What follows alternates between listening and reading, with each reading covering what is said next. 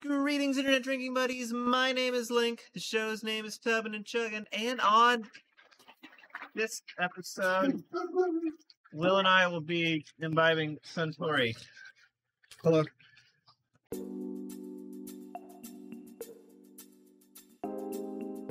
Welcome back to the tub, everybody. As you can see, it's another guest episode. I have my friend Will here. We wanted to wear some nice blazers for this episode. He brought some notes on Suntory here. They're sandwiched between notes on two irrelevant things. I'm not sure if he can read them or not. I got half of it. Okay.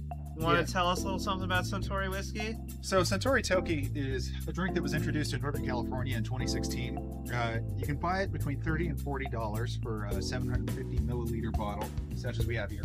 A fit, as they say. It's 43% alcohol by volume. And it's really the entry point into Suntory's style of whiskeys. They go for, many of their higher end whiskeys definitely go for that scotch feel. This blend is more drinkable, I would say, has less intense a flavor, and is really purpose-built for highballs, which is a kind of popular cocktail involving citrus and tonic water. Now, Will, I know that you typically go for the more, like, kind of carcassy, smoky type whiskey, so why did you decide to bring this one into the tub? So, I definitely like those Scotch-style whiskeys, for sure. The reason I bring this here is because I think it really fits your show's profile more.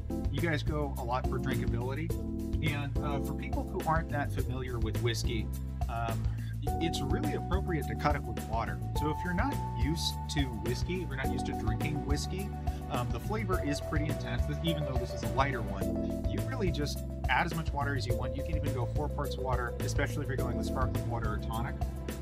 And if that usually has a flavor that's more like a beer. So yeah, I mean, this is purpose-built as a whiskey for being an easier whiskey to drink. So I thought it would be really appropriate for your audience. Well, and appropriate for me too, I might add. Now, you just said a whole bunch of good things about cutting it with water, but obviously that's not what we're going to do. We're just going to we're going to drink it straight. So why don't we go ahead and pour some of that?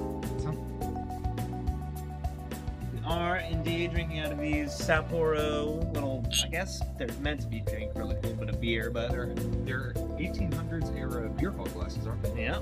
Yeah. These things are huge. But whiskey will make drunk just fine out of them. Will, what are we drinking to? Pandemic's progressing pretty well. I'm pretty happy in the U.S. right now. I'm vaccinated. Are you vaccinated? To vaccine? The vaccines.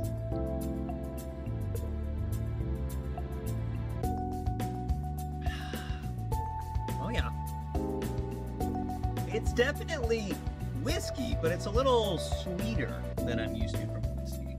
So it's light enough where some of the flavors that might be buried under just the intensity of the flavor in a normal whiskey, like they're present here. They're shining. Yeah, and I don't know, it's a non-aged blend. So really, a really bright drink that, you know, doesn't cost too much. This is really the best you can hope for. The reason I brought this in is because it's at the higher end of the entry level. So higher end. If you're interested in not, you know, gaining an extremely expensive habit, or you don't drink that often, and you're still budget conscious, I think this is a great whiskey for that. A buzz for the buck, one might say. You can check out some of my other entries in that. I don't think I've done one on whiskey, so this might be an appropriate entry for it. Yeah, well, you know, tell me where to submit the email, and I will happily send you the digital version of the crumpled up paper I have over there. Well, it'll also be on screen and hopefully in the description as well. Now, you mentioned that you like the more of the smoky ones, and this is more of like a gateway type whiskey. Absolutely. Are there things that you're missing from those when you drink this? Yeah, I mean, ultimately, this flavor, the flavor profile in this whiskey is very much what you see is what you get. I mean, I guess what you taste is what you get. That clear kind of gold thing, I think, does do a good job of describing what you're going to be tasting. It's very light. It's light, it's crisp, but there's not further complexity. I mean, whiskey drinkers often just sip slowly and enjoy every sip. Were you to do that with this whiskey, you might not get a whole lot more out of it. That's true. Yeah, I don't think this is the type of thing that you're going to be like swishing and then spitting out like a wine tasting or something like this. This is, I don't know how many awards this is going to win, put it that way, because it really does feel like it's it's not letting the whiskey shine so much as it's letting that sort of the flavors that they put into it shine. Yeah, it's hard to tell what their blend is exactly. It uses whiskey from the Yamazaki, their Hakushu, and their Chita distilleries, all producing far more expensive whiskey. So it's hard to say like if there's another flavor infusion involved to make it that flavorful. Obviously, a lot of alcohol distributors don't have to actually incorporate like that much of what their actual recipe is in their like branding. They don't have to tell you. They don't have to give you the nutrition or the calories. Exactly. Or like that. So it's reasonably good whiskey. Yeah.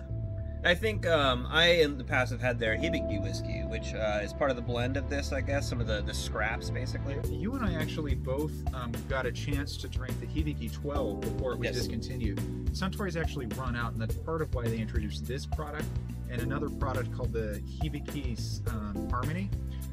That's another non-aged whiskey. There was at one point this budget whiskey called Hibiki 12. It was aged for 12 years, and it was so good it really put Suntory on the global map. It became very expensive, and they actually ran out because so many people were drinking it. It was so highly awarded. So Suntory's had to come up with some other products like Toki, to sate their audience, I guess, to say to people who like their whiskey and wish that it was less expensive. So you telling me that Suntory whiskey is in the same situation as Nvidia and AMD right now? Yes. Yeah, it's relatable to that other public thing that's happening.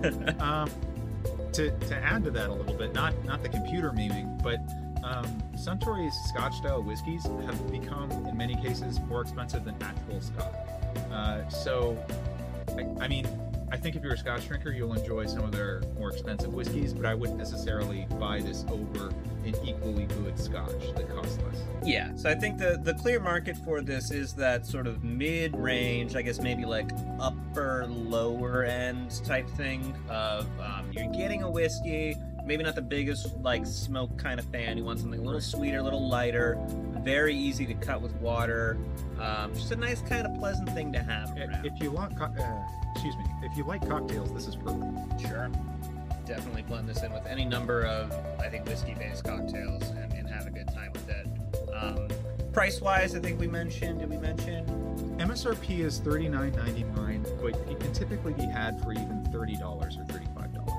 Yeah, which at 43% for a fifth, that's I think right in that reasonable like $2 a drink range. Right. I'll get the exact numbers on screen here, but yeah, that's fairly good buzz for the buck value for what is a very clean, very crisp whiskey. It's tasty. I mean, you're not going to be hating yourself for drinking it, and it's a reasonable value. Yeah, definitely a different taste. Like if you only had like Jack Daniels or something like that, definitely like a smoother entryway into that sort of Scotch era. But it's not going to taste like Scotch. It's definitely lighter and sweeter. Funnily enough, speaking of things that are hard to drink, Jim Beam is now part of Suntory. Well, there you go. So it is now Beam Suntory globally. That is an acquisition that I would not have seen coming. I don't know. Isn't that like the classic 80s acquisition of like Japan buys? Yeah. Japan buys some classic American thing because like they do it better, but the Japanese people want the American one. Who knows? Still Jim Beam, man. Well, I think that's just about going to do it for this one. We're fans of the Toki here. Toki means time. We didn't already mention that. As always, let us know. Me in primary, but Will too, I guess. I'll read the comments. If there are other alcohols, whiskeys, etc. you want us to try. And please, drink responsibly. Ja matane.